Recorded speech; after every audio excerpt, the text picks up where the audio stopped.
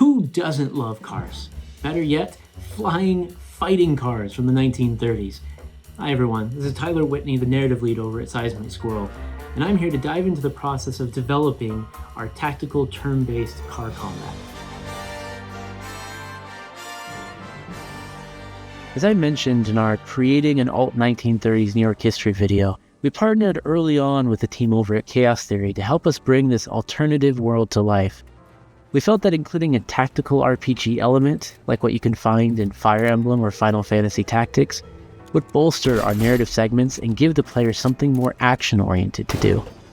Aether Iron is built to be a thoughtful gaming experience, and we felt that making the combat fully turn-based would keep with the theme of being methodical and intentional about any decisions that you made.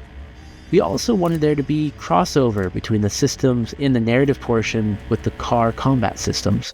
So the stats and upgrades that the player unlocks not only help improve things like dice roll chances, but also go towards ability upgrades for your collection of cars.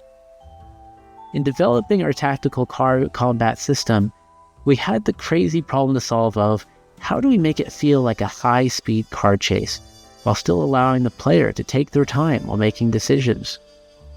Our Chaos Theory partners integrated a system that dynamically generates road and building elements, so it feels like you're on an infinite road traveling through the floating islands of New York City. We also incorporated hazards like falling debris to incentivize car placement during your turn, as well as pedestrian cars to act as obstacles. Okay, yeah, so I'm gonna... Favorite thing to do in this whole game, honestly. Not the harming of civilians, but the, Insurance don't cover this kind of monkey business. Great balls of fire! My transmission! I still get a kick out of everything that they say. When figuring out how this entire system could come together, our senior game designer, Dean, explained, It starts on paper. Okay. You start drawing some grids and you start moving some things around and sitting there scratching your head going like, what should some of these rules be? Before we build anything, it's a matter of how can we prototype it cheaply and quickly? Because you want to be able to not have to get married to ideas, to be able to explore things really freely. to make combat feel diverse and exciting, the dev team created tons of abilities, as well as multiple prerequisites for completing battles during some sequences. For example, you can either destroy a boss car or try to outrun them in a certain amount of turns. Beyond incorporating the classic car look of the 1930s with Aether technology, we had an opportunity to flex our history research muscles on some of the abilities as well. The bootleg turn ability, for example, originated from its use by bootleggers transporting illegal liquor to escape from police officers. The combat itself is the meat and potatoes of the entire car combat system, but what's an RPG without some upgrades and customization?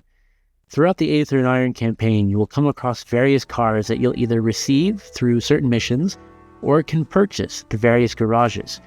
We wanted to give the players the opportunity to give their own visual flair to the cars, so you can customize the colors and add decals to the vehicles as well. In terms of how the cars engage in combat, there are numerous weapons you can purchase from the shops. Some are guns and shoot multiple tiles in a direction, while others act as bombs for AoE attacks. You can also add armor to the cars to boost their defense, or add additional storage compartments so you have more room to carry items while you are out on your adventure. All of this adds up to become a diverse gameplay experience where you're hopping from narrative moments where you might obtain some cash, to buying equipment for your cars, then modifying your cars, and ultimately encountering combat scenarios, all on your quest to defy the New York City Barons.